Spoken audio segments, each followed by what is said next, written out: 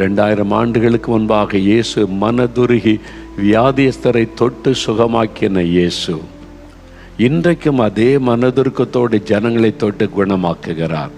அவருடைய கையில் அப்படி என்னங்க இருக்குது விசேஷம்னு சொன்னீங்கன்னா, 1 பேதுரு 2:24 வேதத்தில் எழுதி இருக்கிறது, அவருடைய கரத்தில் ஆணி பாய்ந்த தழும்புகள் இருக்கிறது, அவருடைய தழும்புகளால் சுகமாகிறோம்.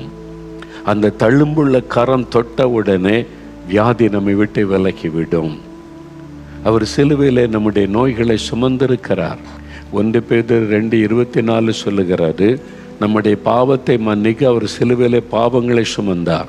மத்தேயு 8:17 பைபிள் வேதத்தில் சொல்லி இருக்கிறது, அவர் நம்முடைய நோய்களையும் பலவீனங்களையும் சிலுவையிலே சுமந்தார், நமக்காக காயங்களை ஏற்றுக்கொண்டார். ஆணி அடிக்கப்பட்ட கையில் அந்த ஆணி அடிக்கப்பட்ட தழும்புகள் இப்பவும் இயேசுவின் கையில் இருக்கிறது.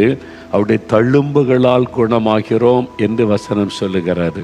அப்போ ஏன் அவர் காயப்பட்ட தழும்புகளை ஏற்றுக்கொண்டார்? நம்மை சுகமாக்குவதற்கு. அதில் ஒரு வல்லமை உண்டு. அதனால் தான் இயேசுவே தொடும், இயேசுவே குணமாக்கும் என்று செபிக்கிறோம். அவருடைய தொடுதலை பலர் உணர்கிறார்கள். நான் மரணப்படுக்கையில் கிடந்தபோது இயேசுடைய கரம் என்னை தொட்டதை உணர்ந்தேன்.